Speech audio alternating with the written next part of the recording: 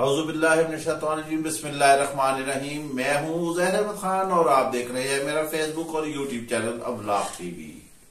मरियम नवाज वतन वापस पहुंच चुकी हैं, लेकिन उनकी ख्वाहिशात और उम्मीदों पर ढेरों पानी पड़ गया है। फवाद चौधरी को फिर अदालत पेश किया गया। अदालत ने बहुत बड़ा हुक्म दे दिया, लेकिन तफ्तीशी लाइल्म ही रहे। आखिर इसके पीछे कौन सी ऐसी मावराई कुव्वतें हैं जो अमल नहीं कर पा रही हैं। इंतखाबात, इमरान खान का खिताब, पीटीआई के वर्कर जो हैं इस वक्त बहुत ज्यादा तेज है सियासत में और बहुत ज्यादा सरगर्म है। बात हो रही थी मरियम नवाज की वतन वापसी के लिए। वो अभी इलाज कराने गई थी अपने गले का। वहां इलाज करा के जब वो वापस आई, इंतजार करती रही कि कब तक गेम प्लान तैयार होता है। पंजाब में गेम प्लान तैयार हुआ, पंजाब की हुकूमत गई, इमरान खान ने असेंबलियां डिसॉल्व कराई और उसके बाद उनका प्रोग्राम बन गया। जैसे ही प्रोग्राम बना, उससे पहले नवाज शरीफ जो है गाहे बगाहे नून लीगी रहनुमाओं को लंदन तलब करते रहे।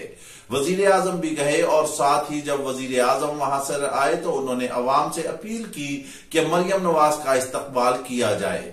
उसी रात बड़े बड़े बयानात आने लगे कि लाखों लोग जो हैं एयरपोर्ट पर मरियम नवाज का इस्तकबाल करेंगे। सबकी ड्यूटियां लगा दी गई। जितने भी नून लीगी रहनुमा थे उनने बता दिया कि कितने बंदे लाने हैं। जैसा कि हमने गुज़िश्ता वीलॉग में आपको बताया था कि पेड लोग आते हैं, बेचारे गरीब लोग आते हैं और तो कोई घास डाल नहीं रहा इनको।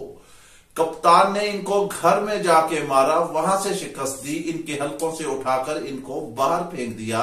लेकिन बहरहाल ख्वाजा आसिफ के बयान के मुताबिक के हया भी कोई चीज होती है, शर्म भी कोई चीज होती है, वो तो इन लोगों के पास से होकर गुजरी ही नहीं है। मरियम नवाज आई, वहां पर गाड़ियां आई। जो लोग गाड़ियां लेकर आए थे उसमें ड्राइवर ही थे, बंदे नदारत थे, क्योंकि अवाम इनके साथ चलने के लिए रजामंद ही नहीं है। अवाम का आटा दाल रोटी खाना ही नहीं पूरा हो रहा। बिजली के बिल, पेट्रोल महंगा, इतने अखराजात हैं। अवाम आगे से इन्हें स्ट्रेट फॉरवर्ड जवाब देती है कि हम आपके साथ क्या चले, हम तो महंगाई के पहाड़ तले दबे हुए हैं। बहरहाल टिकट का लालच था, आमदा इंतखाबात है, इंतखाबात होने जा रहे हैं, इस वजह से इन्होंने कहा कि लोगों को लाना है। लोग आ गए, मगर वहां लाखों क्या हजारों भी ना हुए और मरियम नवाज का हिस्सा आप ये कह सकते हैं कि शो जो था वो तकरीबन फ्लॉप ही हो गया।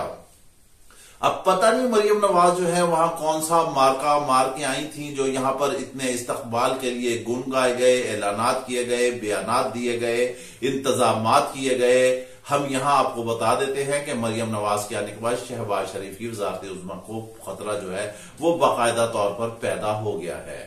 जब इन्होंने ये सूरत हाल देखी तो इन्होंने कहा कि जो इस्तकबाली कैंप है बस मरियम नवाज वहां पर खिताब करेंगी। जी हां, खिताब तो उन्होंने करना था खाली कुर्सियों से, खाली सड़कों से और बहुत कम लोगों को, जो बस गाड़ियां थी, लोग तो इतने थे ही नहीं। जो भी उन्होंने खिताब किया उस खिताब में उन्होंने बड़ी बड़ी बातें की और साथ ही उन्होंने कह दिया कि नवाज शरीफ के दौरे हुकूमत को अगर निकाल दिया जो पाकिस्तान में कुछ भी नहीं मिलता, पाकिस्तान जीरो पे चला जाता है। हमारा यहां इनसे ये सवाल तो बनता है और सवाल किया भी जाना चाहिए कि आप भी तो 30-32 साल इस मुल्क पर हुक्मरान रहे। आपके हुक्मरानी के दौरान क्या हुआ, मुल्क कहां पर पहुंचा? जब से नवाज शरीफ इस मुल्क में वजीर आजम बने और पीपल्स पार्टी आई, 2 पार्टी निजाम आया, तो ये मुल्क जो है तबाही की तरफ चलता चला गया।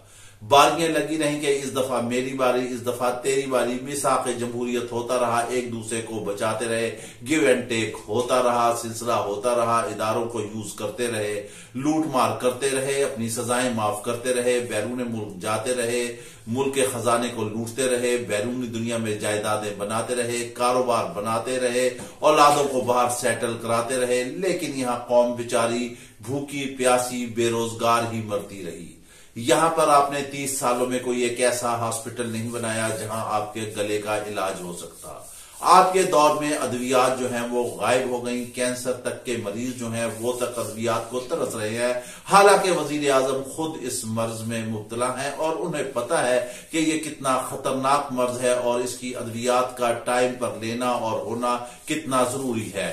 लेकिन आपको इससे क्या मसाइल हैं? आप तो चाहते हैं कि अवाम बिस्तर मर्ग पर एड़ियां रगड़ रगड़ कर मरती रहे और आपको जरा सी खांसी भी आ जाए, आपका जुकाम भी खराब हो जाए, आपका जुकाम हो जाए, आपका गला भी खराब हो जाए तो आप तो टिकट कटा के लंदन यात्रा के लिए चले जाते हैं। वहां पर आपका इलाज होता है। जब इलाज होता है तो लगता है कि जैसे कोई दूर पार करके आ गया है। इस्तकबाल के लिए इंतजामात होते हैं, फिर आवाम का पैसा लुटना शुरू हो जाता है, फिर अवामी खजाने के मुंह खोल दिए जाते हैं। मुल्क तबाह होता है, कौम तबाह होती है, सनतें तबाह होती हैं, महंगाई होती है, तालीमी निजाम तबाह होता है, नजरियात के खिलाफ आप जाते हैं। जो मर्जी हो जाए मगर आपके मामला जो हैं वो सीधे चलने चाहिए। ये है आपके 30 साल की कारकर्दगी। और फिर आप लोग मांगते हैं इस्तकबाल। वजीर दाखिला ने भी ये कहा कि जो इमरान खान है उनकी जान को खतरा है और बैरून मुल्क एजेंसियां जो है उनकी जान को के लिए खतरा बन सकती हैं। क्या हमारे मुल्क में इतनी सिक्योरिटी नहीं है? वजीर दाखिला जब कह रहे हैं कि उनकी जान को खतरा है, वो साबिक वजीर आजम है, तो फिर उनसे भी ये सवाल बनता है कि आखिर उन्होंने सिक्योरिटी क्यों वापस ले ली है? बन्नी गाला से सिक्योरिटी क्यों हटा दी गई है? ये वक्त की गेम है। आज आपकी हुकूमत है, आज आपका भानुमती का कुनबा बैठा हुआ है, कल कप्तान की हुकूमत होगी। इस तरह की प्रागंदा सियासत नहीं करना चाहिए। बहरहाल बात मरियम नवाज की हो रही थी, वो वतन आ गई हैं और वो फिर चली गई। अब बाकी उनका शेड्यूल आगे आएगा कि कहां कहां वो खिताब करेंगी, लेकिन कौम इनके पीछे चलने के लिए तैयार नहीं है। गिरफ्तारियां कर रहे हैं, पीटीआई को दबा रहे हैं, इदारों को इस्तेमाल कर रहे हैं, मगर कहीं अभी तक इन्हें कोई भी सेफ साइड नहीं मिली है। फवाद चौधरी को गिरफ्तार कर लिया गया। फवाद चौधरी जब गिरफ्तार हो गए उन्हें अदालत में आज पेश किया गया और एक दफा फिर उनके सर पर कपड़ा डाला गया और काली चादर से मुंह ढांप दिया गया। अब ये मुंह जो है किन मुल्जिमान का या मुजरिमान का ढांपा जाता है, ये एक बहुत बड़ी बहस है। और ये जो कुछ किया जा रहा है, क्या ये बनता है हक? क्या ये जायज है कि एक सियासतदान के साथ ऐसे किया जाए? सियासत में तो एक दूसरे के खिलाफ बयान चलते ही रहते हैं। अगर नून लीग अपने गिरबान में झांकती है तो उसको भी पता चल जाएगा कि वो भी कैसे कैसे किस किस के खिलाफ बयान देती रही है। नवाज शरीफ देख रहे हैं, जिस वक्त जनरल बाजवा ऑन ड्यूटी थे वो क्या क्या बयान देते रहे। नून लीग के दीगर लीडर क्या कुछ नहीं करते रहे।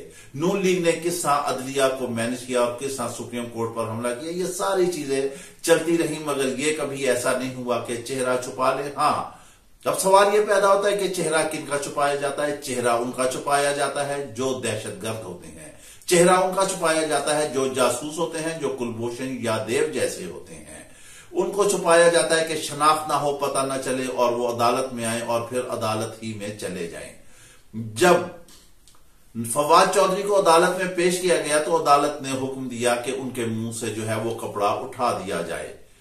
फिर जब उन्हें ले जाया गया फिर कपड़ा डाल दिया गया। अदालत ने फिर तफ्तीशियों को बुलाया, वो ला इल्म निकला। आखिर कौन सी ऐसी मावराई कुव्वतें हैं जिनके हुक्म के आगे किसी का हुक्म ही नहीं चलता? जहां पर अदलिया आजाद ना हो, जिसके अहकामात पर अमल ना होता हो, वहां पर आइन से मावरा इक़दामात होते हैं। और जब आप आइन को मावरा करते हैं, आइन को मुअत्तल कर देते हैं, एक साइड पे रख देते हैं, तो उसके बाद आपकी मंजिल जो है वो तबाही के अलावा कुछ भी नहीं होती। सियासत है, सियासत में लाजमी तौर पर एक दूसरे के खिलाफ बयान दिए जाते हैं, सियासी गेम गरमाई जाती है, वोट हासिल किया जाता है, वोटर को बताया जाता है। ये कोई अच्छे तरीके नहीं है और इस तरह से नहीं करना चाहिए। इलेक्शन है, कप्तान कहता है इलेक्शन कराए, मैदान में आए, मैदान में उतरे। अवाम जिसको मर्जी वजारत उज़्मा के सीट पर बिठाए वो उसकी मर्जी है, जिसका वोट होगा वो ही बैठेगा। लेकिन इस भानुमती के कुनबे को मालूम है, इस मिक्स अचार की हांडी को मालूम है कि इनकी हांडी अब चौराहे में फूटने वाली है। इलेक्शन आ रहे हैं, रिवायती मुखालिफ नून लीग और पीपल्स पार्टी भी एक दूसरे के खिलाफ होंगे।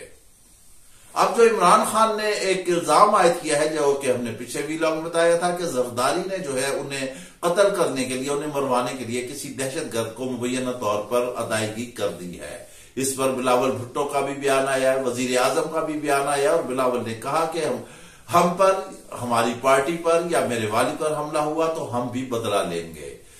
जबकि वजीर आजम ने भी कुछ ऐसा ही बयान दिया है कि इमरान खान के इल्जामात दुरुस्त नहीं है।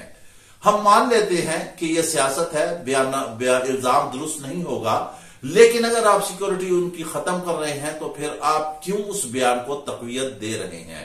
इमरान खान ने कहा था कि मैंने एक वीडियो रिकॉर्ड करके रख छोड़ी है किसी जगह पर, और जैसे ही कोई मामला होगा वो वीडियो वहां से रिलीज हो जाएगी, और उसमें उन्होंने नाम लिए हैं कि किन किन से उनकी जान को खतरा है। अभी आप देखें हाल ही में उन पर एक जानलेवा अटैक हो चुका है।